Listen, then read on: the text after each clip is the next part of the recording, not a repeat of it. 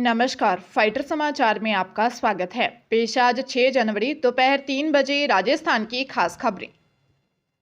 राजस्थान में भजनलाल सरकार ने कैबिनेट विस्तार के 6वें दिन मंत्रियों को विभाग बांट दिए। सरकार के टॉप 11 चेहरों को बड़े बजट वाले और पावरफुल विभाग मिले हैं।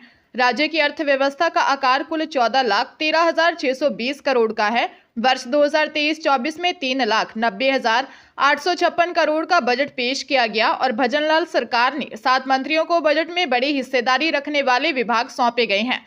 सबसे पावरफुल वित्त विभाग की जिम्मेदारी उप मुख्यमंत्री दिया कुमारी को मिली है। आमतौर पर राजस्थान में वित्त विभाग मुख्यमंत्री अपने पास ही रखते आए हैं। कृषि और ग्रामीण विकास जैसे विभाग को लेकर मंत्री किरोड़ी लाल मीणा भी पावरफुल हो गए हैं। शिक्षा विभाग का बजट सबसे बड़ा होता है। इसकी जिम्मेदारी मदन दिलावर को दी गई है। भजनलाल सरकार ने मंत्रियों के विभाग बंटवारे में पावर बैलेंस बनाने की कोशिश की है। फिर दोनों उप मुख्यमंत्रियों की तुलना करें तो डॉक्टर प्रेमचंद बैरवा को दी गई जिम्मेदारी उतनी भारी नहीं है जितनी दिया कुमारी की। पीएम नरेंद्र मोदी ने मंत्री विधायकों को नसीहत देते हुए कहा, गुटबाजी और भ्रष्टाचार से दूर रहें। पीएम मोदी ने विधायकों से पूछा कि कांग्रेस चुनाव क्यों हारी, कांग्रेस के हार का कारण क्या रहा। कुछ विधायकों ने कहा गुटबाजी और कुछ विधायकों ने कहा भ्रष्टाचार। पीएम ने तुरंत सभी विधायकों से कहा कि अब यह दोनों चीजें आप पर भी लागू होती हैं। आपको गुटबाजी और भ्रष्टाचार से दूर रहना है। पार्टी आपकी सारी गतिविधियों की मॉनिटरिंग कर रही है। भाजपा प्रदेश कार्यालय में मोदी ने विधायकों से कहा कि केवल 5 साल को ध्यान में रखकर काम नहीं करना है। 5 साल बाद सरकार रिपीट हो, इस चीज को दिमाग में रखकर आगे काम करना है। पीएम ने विधायकों से कहा कि आपको सरकार के नशे में चूर नहीं रहना है, धरातल पर काम करना है और काम ऐसा करना है जिससे सरकार रिपीट हो। इसके साथ ही मोदी ने विधायकों को अधिकारियों के ट्रांसफर पोस्टिंग से भी दूर रहने की नसीहत दी। हरियाणा के पूर्व इनेलो एमएलए दिलबाग सिंह और उनके करीबियों के ठिकानों पर एनफोर्समेंट डायरेक्टोरेट यानी ईडी ने बड़ी बरामदगी की है। ईडी ने इनके ठिकानों से अब तक 5 करोड़ रुपए कैश मिल चुका है। इसके अलावा 3 गोल्ड बिस्किट, विदेशी शराब की 100 से ज्यादा बोतलें, विदेश में बनाई गई संपत्तियों के कागजात, 5 अवैध विदेशी राइफलों समेत अन्य चीजें बरामद की गई। इसके बाद यमुनानगर के खिजराबाद थाने के पूर्व विधायक दिलबाग सिंह के खिलाफ अवैध विदेशी राइफल के मामले में आर्म्स एक्ट के तहत केस दर्ज हो गया है। ईडी की टीम सामान को बैग में भरकर अपने साथ ले गई। दिलबाग सिंह हरियाणा की क्षेत्रीय पार्टी इंडियन नेशनल लोक दल के नेता अभय चौटाला के समधी हैं। करीब 4 साल पहले दिलबाग सिंह की बेटी की शादी अभय चौटाला के बेटे अर्जुन चौटाला के साथ हुई थी। दिलबाग 2 बार विधायक रह चुके हैं। जैसलमेर में एक तेज रफ्तार कार ने सड़क पर चलते मां बेटे को टक्कर मार दी और सड़क पर खड़ी एक गाड़ी से भिड़ गई। इस दौरान गाड़ी में सवार 2 अन्य युवकों की भी मौत हो गई। हादसे में कुल 4 लोगों की मौत हो गई, वहीं 4 घायल हो गए।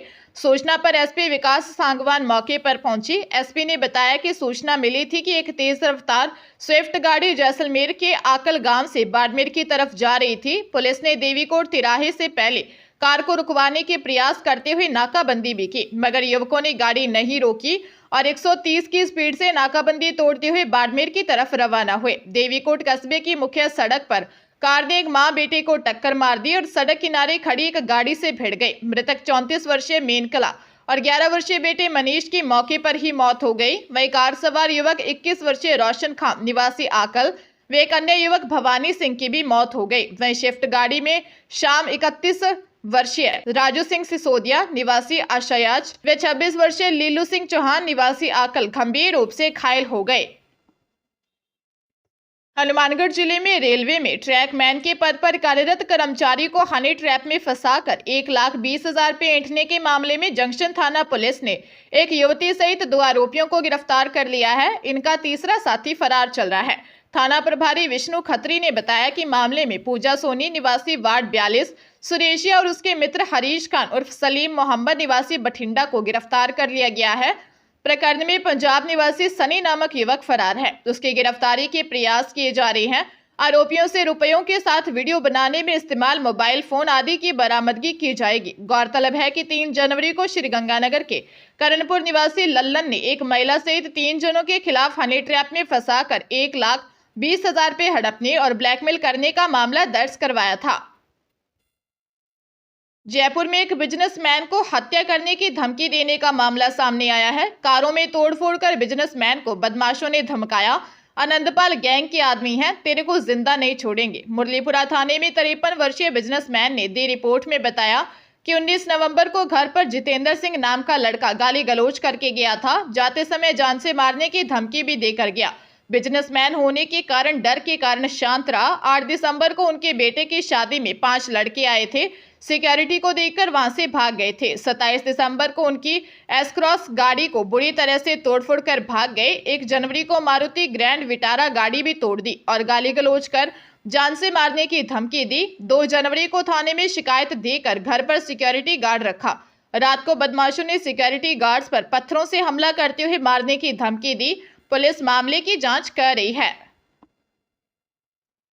जयपुर में धोखा देकर एक युवती से रेप का मामला सामने आया है। शादी का वादा कर आरोपी युवक उसे दुबई ले गया।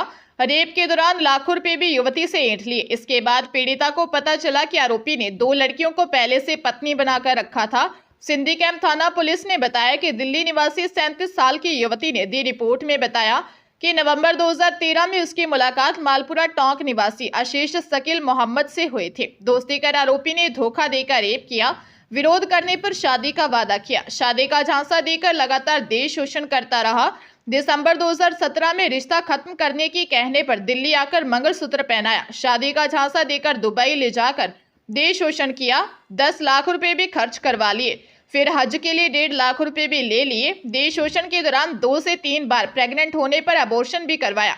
पुलिस ने मामला दर्ज कर जांच शुरू कर दी है। भरतपुर जिले में चिकित्सकों के फर्जी हस्ताक्षर कर खुद ही दिव्यांग प्रमाण पत्र बनाने का सनसनीखेज मामला सामने आया है। जब दिव्यांग प्रमाण पत्रों के भौतिक सत्यापन के लिए तथाकथित दिव्यांगों को आरबीएम अस्पताल बुलाया गया तो पूरा भांडा फूट गया। अब आरबीएम अस्पताल के पीएमओ ने आरोपियों के खिलाफ मथुरा गेट थाने में मामला दर्ज करवाया है। पीएमओ डॉक्टर जिज्ञासा साहनी ने बताया कि विष्णु सिंह का वरिष्ठ नेत्र रोग विशेषज्ञ डॉक्टर लक्ष्मण सिंह धाकड़ के हस्ताक्षर से लो विजन का प्रमाण पत्र था, जबकि शोभा रानी पुत्री राजेश कुमार शर्मा को ईएनटी विशेषज्ञ रोहिताश कुमार के हस्ताक्षर से श्रवण बाधित प्रमाण पत्र था। सत्यापन में चिकित्सकों के फर्जी हस्ताक्षर निकले। असल में दोनों ने खुद ही चिकित्सक के फर्जी हस्ताक्षर कर दिव्यांग प्रमाण पत्र तैयार कर लिए थे। पुलिस ने मामला दर्ज कर जांच शुरू कर दी है। जयपुर में एक युवक की हत्या का मामला सामने आया है। दोस्त के बुलाने पर वह न्यू ईयर मनाने के लिए गया था। कब्रिस्तान में दरगाह के पास उसका शव मिला। जयसिंहपुरा खोर थाना पुलिस ने मर्डर का मामला दर्ज कर हत्यारे की तलाश शुरू की है।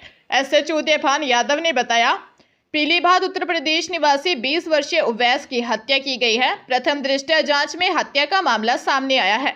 पिता मोहम्मद हुसैन का कहना है कि दिल्ली में रहने के दौरान उसका दोस्त नफीस से झगड़ा हो गया था। न्यू ईयर से 2 दिन पहले नफीस भी जयपुर आ गया। दोनों में झगड़े को लेकर बैठकर राजीनामा करवा दिया था।